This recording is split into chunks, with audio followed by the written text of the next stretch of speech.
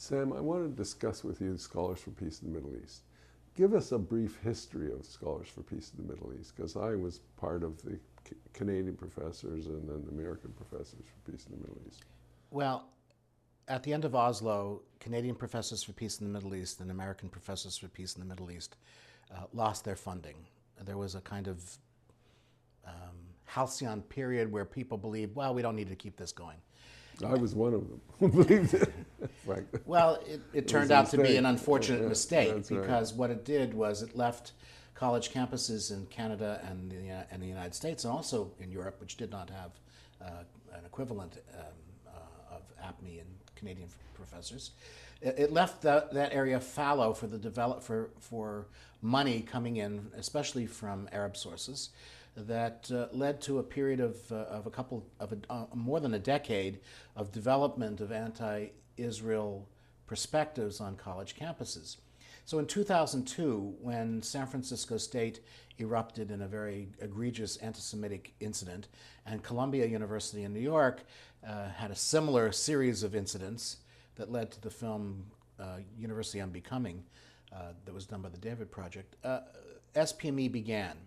We began as a kind of email group of about 15 or 20 faculty who were saying, what's going on here? What are we? It's like Europe now in the United States. We've got to do something.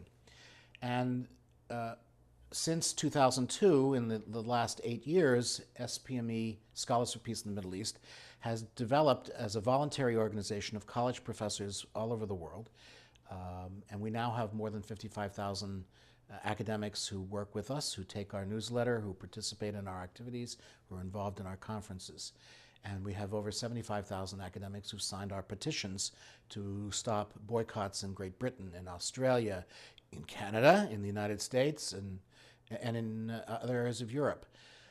So the organization has expanded exponentially, and we've done a pretty phenomenal job of outreach to academics who are pro-Israel, who are both Jewish and non-Jewish, because we do have quite a few, about 10 to 15% of our faculty that we work with are not Jewish. Well, I know you know that the head of Canadian Professors for Peace in the Middle East for the longest period was non-Jewish. Absolutely. Harry Crow, the late Right. Harry Crow. So there's no reason. And we had a considerable number of non-Jewish members at the Canadian Right. Professors for Peace in the Middle East. And it's been a wonderful experience for SPME to see the response to our materials and to our work. We have been, for the last 8 years, mostly focused on petitions. Our biggest effort, of course, was in Great Britain, stopping the union boycott, and also helping in Canada to try to start or retard boycott and divestiture issues in Canada as well. And those are growing in leaps and bounds. But now SPME is moving into a new phase. Which phase is that? And that new phase is we're becoming much more aggressive on campuses. And our goal is to create an infrastructure of support on campuses all over the world. This is for faculty and students, or just faculty? Primarily faculty. Our focus is on organizing the faculty. There's quite a bit of effort and time and money being put into organizing and supporting students, both in Canada and the United States. In fact, millions of dollars have gone into organizing students, but very little money or effort has gone into organizing faculty. The problem is that students come and they go. They're on a campus for 4, 5, or sometimes 6 years, and then they're gone. But faculty are there for long periods of time, often 30, sometimes 40 years. And they're the ones who are on the committees that decide on retention and tenure. They're on the committees who allocate funds for speakers. They're on the committees who bring in new faculty. They develop the curriculum. And they're a critical player in what goes on college campuses. And so, for example, the Jewish community, to ignore the university professors and only give support to the students, they've missed a major part of the university, a significant part, one that is critical for development and for support on college campuses. That's what we're pushing to get the Jewish community to understand their failure in understanding how important faculty are, and to put money and time and effort into them as well as what they've done for the students. But the Jewish community has on one side of its kind of schizophrenia a kind of skepticism about professors. They do. Because if you're rational and objective and detached and trying to get all the facts, then you're not advocating. Right. So there's a kind of tension between those two, don't you find? Absolutely correct. There is a tension between advocacy and being a scholar, an objective scholar, communicating the facts. But the Jewish community has to understand that they need to support that kind of objective understanding, because it's that objective understanding that undercuts the propaganda, the lies, and the innuendo used by the other side. It's in that very scholarship that we see students change their ideas and understand the Middle East in a more effective way. And without that, we're left with emotional responses on both sides, which is really not very good. So our goal is to take what we do well as academics, teaching critical thinking, teaching science and history and social sciences and all the subjects that we teach, but to bring in Israel into the curriculum in a way that gives people an understanding of its importance to both a Canadian society and U.S. society in a significant way. Let me take up the last issue, Canadian and American society. Because is Canada the only one that has a separate scholarly organization that started for this purpose? No, in fact, we have branches of Scholars for Peace in the Middle East now in Austria, Germany, Great Britain, France, and Australia. But they're called Scholars for Peace. They're called Scholars for Peace in the Middle East. Canada has At this moment, Canada has a separate organization. Yeah. But we work collaboratively and cooperatively. So you don't take that seriously as important? Because it seems to me that's part of the nuttiness of Canada, that we have to have a different name, because if if Scholars for Peace in the Middle East start in the United States, well, we have to keep our distance. I think it's a bit irrational, my own self. Every country has its own needs and its own cultural milieu. So it would not be my place to tell Canadians what to do.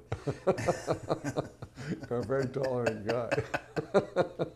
But nevertheless, we still work very, very closely with our Canadian colleagues and respect them and view them as very important partners in our endeavors. I'm glad, since I'm a Canadian. Yes, that's true. I want to get in on, is that a future programming, when you say you're going beyond petitioning and you're going to do a much more aggressive, and you don't mean by aggressive, physically aggressive, you mean in an intellectual way. Well, much of what we've been doing in the last 8 years has been reactive. We react to what the other side does. And our goal is now to say, no, we don't want to be reactive anymore. We want to have positive planning, programming, on college campuses, to bring ongoing speakers, to have ongoing activities, and in a way to increase the dialogue between the Jewish community, between those who support Israel and those who are opposed to Israel, or those who are involved with the Palestinians. Dialogue is very important as well. But at the same time, we want to push our general agenda, pro-Israel agenda, on college campuses in a very positive way, and not be as reactive as we have been. And to do that, we want to create infrastructure on. Right now, we're on 3,500 campuses all over the world. We want to have a chapter on each of those campuses with an active faculty doing active intellectual and stimulating programming on each of those campuses for faculty. Right. I want to ask you about the Jewish faculty that are opposed to Scholars for Peace in the Middle East, because a significant number of people who are in opposition to Israel are Jews. Yes. When you look at the situation at University of California at Berkeley, that just went through a divestiture attempt that was very bitter and very antagonistic. It was a situation where it was Jewish professors against Jewish professors and Jewish students against Jewish students. A Palestinian student said to me a few weeks ago when I was there, we just stood back and watched. It was like watching a tennis game. We didn't have to do anything. So yes, there's a kind of Jewish civil war going on among at least a portion of the Jewish community. And somehow, some way, we've got to find a commonality. We've got to find commonalities so that those who oppose a national Jewish state have got to understand that their opposition has existential qualities to it, and that what they're doing is a threat to the Jewish people in general, as well as to Israel in specific. So that's not an easy thing. We are, in many ways, fighting the battles that our grandparents and great-grandparents were fighting at the turn of the century, the 19th to the 20th century, not the 20th to 21st century. We're fighting the battles between the Bundists and the Zionists, between the communists and the Bundists, between the Reform Jewish community and the Orthodox Jewish community. All of these groups were fighting battles about Zionism and about Jewish national hopes at the early part of the 20th century. Those battles are continuing. And when you look at the people who are in opposition to Israel today, those Jews, many of them are the great-grandchildren or the grandchildren of these same people who were involved in this battle in the early part of the 20th century. Somehow we've got to overcome that. With that, we'll end. Thank you very much, Sam. A pleasure.